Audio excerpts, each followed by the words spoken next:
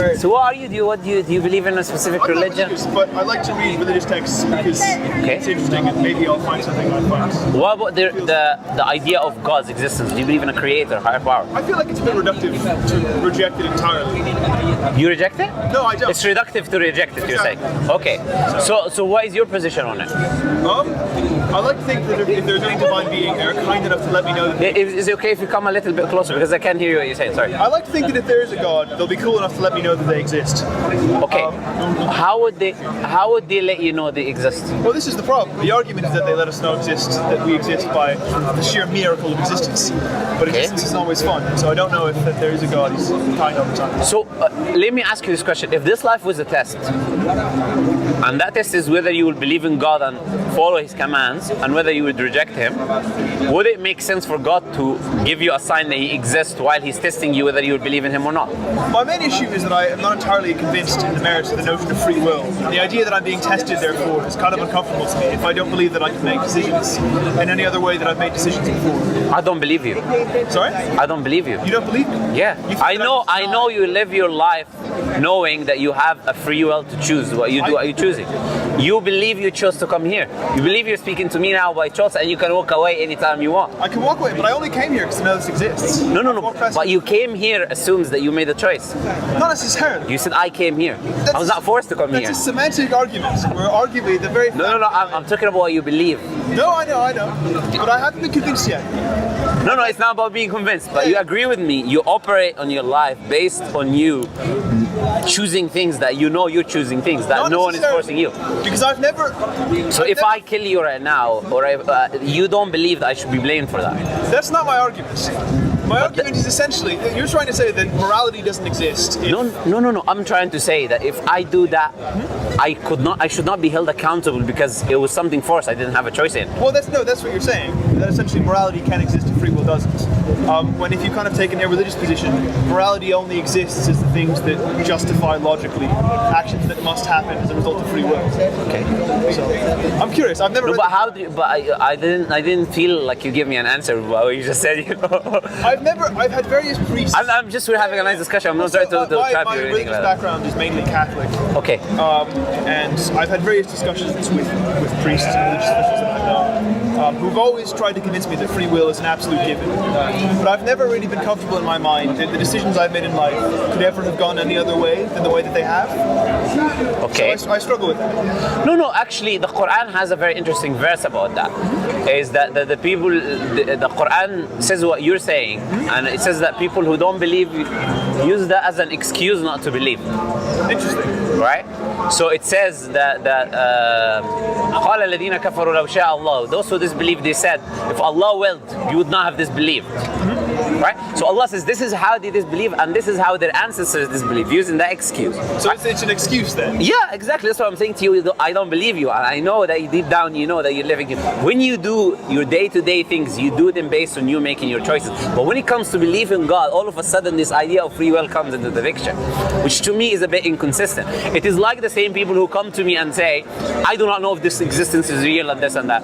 This is the same hypocrisy. I say, okay, why don't you go in front of the bus and jump on top of the building? Why don't you live your life based on the claims that you make that this life might not be real? No, you live your life that this life is real. But when I talk to you about God's existence, maybe not everything exists, maybe when it comes to God, all of a sudden there is a complete different kind of argumentation when it comes to God, complete different criteria. Why? Because there is deep within the person does not want to believe in a creator. Well, obviously it's terrifying. Because there's always the fear that if one is wrong, one is definitely sins. I don't believe necessarily that there's such a clear distinction between free will and a kind of divine theodicy understanding of the world and daily life. Because I still struggle to believe that my actions on a daily basis are entirely free. Okay. But as soon as I come to believe that, I think I will be forced to find a faith that would... Yeah, but I think you're wasting your time by even thinking about whether... Okay, let me tell you this, and I want you to think about this for a second. You can never find out whether you have free will or not. If you believe in a creator, if you accept the idea of existence of a creator, if you don't accept the idea of existence of a creator, you have to believe you don't have free will. Now, if you believe in a creator, you cannot reconcile between the two, logically. If you don't believe in a creator, when I say creator, I mean you believe in an all-powerful, all-knowledgeable entity, right? Yes. So you cannot reconcile between an all-powerful, all-knowledgeable entity that wills everything in existence, that knows everything in existence, that created you, and in the same time of the fact that you have, I wouldn't use the term free will, I don't like to use that term anyways, because we don't believe we have free will. Well, this is essentially a Calvinist argument that God preordains a kind of elects just people that will be saved eventually. We don't believe that. No, that's a sort of Calvinism, yeah. Yeah, Calvinism. Yeah, we don't believe that. We say, because you've got free will, and you've got hard determinism, you've got people who are completely libertarian when it comes to free will, and you've got a school in the middle called compatibilism, which try to reconcile between the two, right? And there's various arguments that people make for that. But in an Islamic perspective, we say this is not something that the human mind can explain rationally. We say that I cannot explain to you rationally using examples that the creator is all-powerful, all-knowing, wills everything in the universe, and he's given me the choice to choose that which deals with my afterlife in the same time. But I'm saying this is not an excuse to say this religion is true or not. I should look if this religion has evidence that is true. If this religion has evidence that is true, then by default, it claiming that I have free will is also true. This is how I would advise you look at it. I'm open to considering it that way. Okay. You've been very helpful. I've never had much exposure. No problem. Okay, so let me ask you this question. How would you determine whether a specific religion is true or not? Because now this is the crux of the matter, isn't it? How then would I say this religion is from God, or this religion is true, or it's not true? Well, arguably its tenets would have to be fulfilled, that whenever it says God will do, God will do. Okay. And that's never really been reached by any faith.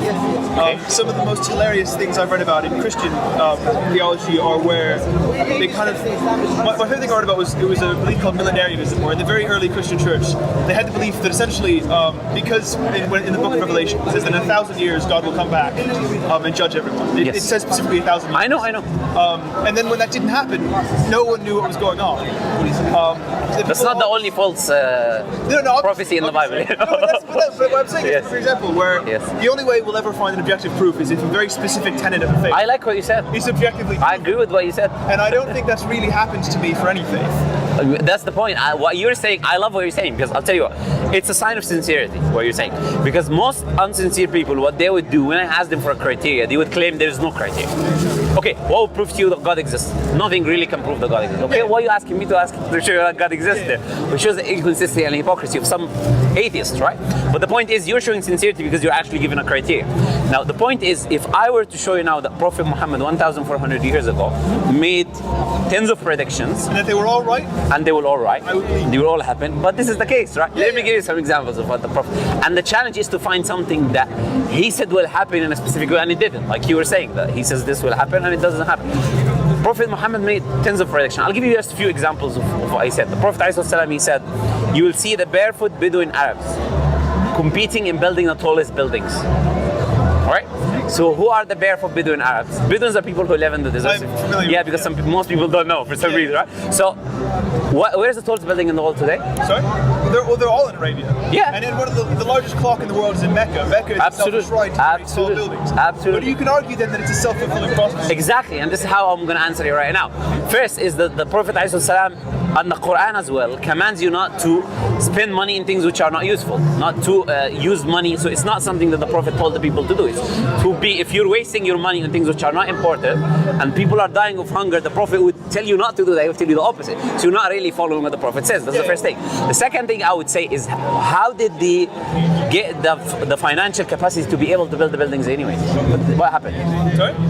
You know what happened? Well, oil? You find oil, exactly, right. You could argue it was a kind of divine intervention. No, but the Prophet, he said 1,400 years ago, the earth will puke its treasures and money will become abundant within you. So he didn't only say that you will be building these tall buildings, but he also said that the earth, Money would come for those buildings. yeah, the earth will be puking its treasures, giving out its treasures, and money will become abundant within you, the Arabs. So you specifically telling them that this will happen. So it's not only that he told them what they will do, but he also mentioned the reason. That's fascinating. Okay, now the Prophet ﷺ said, now there are so many countries that are Muslim today. Now, many of them, we can say even most of them, the Prophet ﷺ named that Islam will enter them by name. So the Prophet said Islam will enter Egypt, right? Islam will enter Syria, Islam will enter Lebanon, Islam will enter Yemen, right? Islam will enter Pakistan, India, Islam will enter Constantinople, which is Turkey, right? And he named each of these countries, and he said, you will overcome the Roman and Persian Empire. And when he was saying that, and I want you to keep that in mind, when he was saying that, he had really, like, what, 300 followers around him? And the rise of the Ottoman Empire is entirely miraculous. Absolutely. When the Prophet ﷺ was there, I'm telling you, he had 300 followers. He was being persecuted in Mecca. He didn't know if he's going to live tomorrow or not. His companions didn't know if they're going to live tomorrow or not. And all of a sudden, this man is telling them, you will overcome the biggest empires of the time, the Roman and Persian Empire. An atheist historian, he said, this is paramount to saying the Eskimos are going to conquer USA and Russia. Imagine, go to the Eskimos now and see all these bunch of Eskimos are going to conquer. Right, so it was the same thing. And now look at the map. Islam spread exactly what the Prophet ﷺ said. He said, Zuwiyat liya al-ard. Earth was projected onto me. And I've seen its eastern sides and western sides, and Islam was spread in the east and the west. East and the west of Saudi Arabia. And today, look, east and west of Saudi Arabia, Islam spread, right? So this is what the Prophet ﷺ said. The Prophet said, the deserts of Arabia will become green again. Now I want to show you something interesting. What did he say? He said the deserts of Arabia will become green once again. Now let's see what Nature, you know Nature obviously, right? I'm familiar with the term, yeah. Which is the biggest, obviously, science magazine in the world. So I don't know who's not familiar with it. Okay, so let's see what Nature magazine says about that. So I want you to think about what I said. The Prophet said the deserts of Arabia will become green again. What does again there mean? If I say something, they were before. Exactly. If I say something will happen again, it means that something happened already once. So he's making two claims. It's a scientific prediction that the seas as they existed in the past of the Arabian Peninsula were green and full of life. Exactly. So he's making two claims. He's making the first claim is that in the past this was meadows and rivers and green, and he's making a claim about the future that it will be also meadows and rivers and green. Now, according to Nature Middle East, unrevealing Arabia's green past, right? And they show you traces of 5,000 ancient lakes. They show you fossils of animals like, let's say, whales and animals that only live where there's a lot of water, right? So this is when it comes to the past. So we know thousands of years ago, which you wouldn't know, but we know today. How they know? They use satellites. You see the traces of Asian lakes through the satellites and all of that, right? Now, he said they would become green again in the future as well.